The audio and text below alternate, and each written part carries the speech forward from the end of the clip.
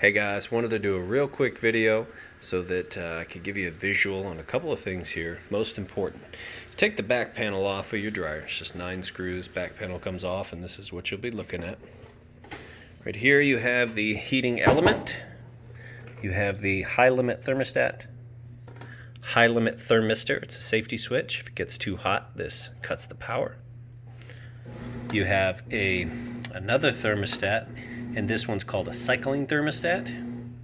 It handles auto temperature. These two wires here specifically handle the auto temperature, so when you put it on an auto cycle, this is in charge of that.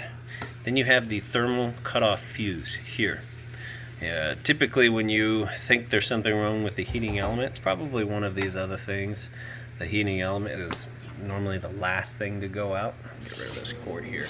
But it's cheap enough just to buy a kit that has the heating element and these other 4 pieces to it.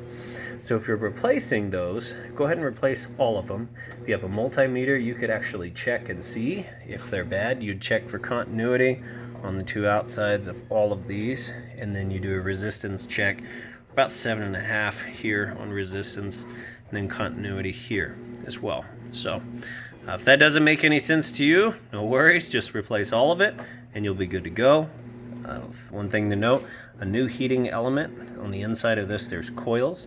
They have a tinning on them, so when you put a brand new heating element on, you want to run it for about 30 minutes empty, and it'll have kind of a burning smell, and that's normal. Before you do all of that, or after you replace all of that stuff, before you plug it in and start running it, the most important thing to check is this internal vent right here. This is probably the reason you're having a problem. There are 4 screws here, here, in those corners, and then 2 screws up here. Take these out, these 2, and these 4. This comes out. I'm gonna go ahead and do it. I'll pause this and be right back. All right, so we're back, and I pulled those screws out, and this just kind of pulls straight out. I want to show you what you missed. Now, this, let's see, this is unusual. That might look like a lot to you guys, but most of the time, these are so packed full of lint and all the stuff that's fallen down in here. You'd be surprised what I find in here.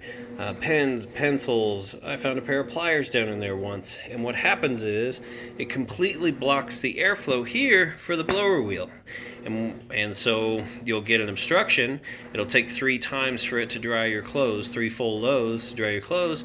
And you'll check this here and the one going out to your house and say, oh, that's clear. I don't understand what's happening. It's in here. This dryer is pretty much brand new, but even only being run for a few months to maybe a year, that's not very much at all. That is light usage.